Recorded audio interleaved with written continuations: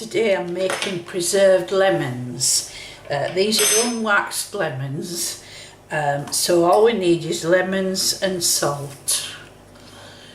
So I'm going to cut the ends off each lemon and then cut it into quarters.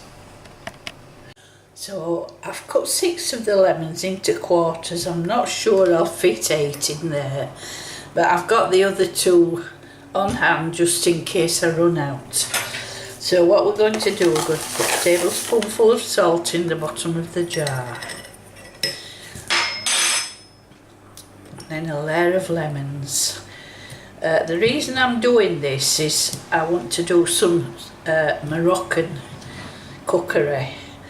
Someone's bought me a tagine and I've never used it, so the thing you need to do in Moroccan cookery is have preserved lemons. So each layer of lemons is going to have some salt, a tablespoon, and then another layer. And when we get to the top, we're going to flatten them all down with something heavy. I haven't decided what yet, but these will go in the fridge and they'll keep for up to a year. And at the end of the day, when you're using your Moroccan cookery, it's just the skins that you're using.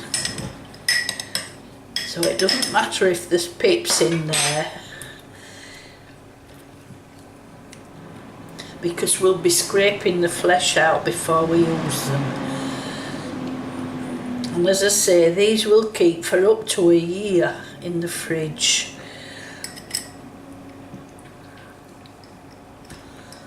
But it will take at least a month before they're actually ready to use. So it's a case of get your lemons in the fridge, and then in a few weeks' time we can do a Moroccan recipe.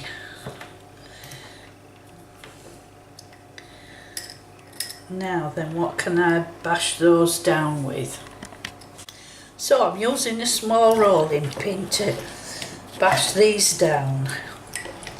What we want is for the juice to squeeze out and soak the lemons. So I can see now that I will have room for some more. So I'll cut the other 2 up.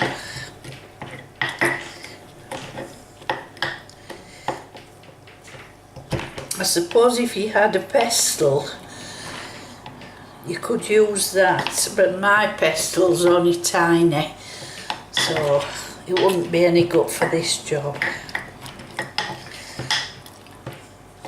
So I'll cut the other 2 lemons up and pop them in and carry on again. So I've pushed all the lemons down now, and all the juice has come out and it's floating to the top. So I'm going to put a last tablespoonful of salt and then seal the jar. So there you go. Lemons ready for the fridge.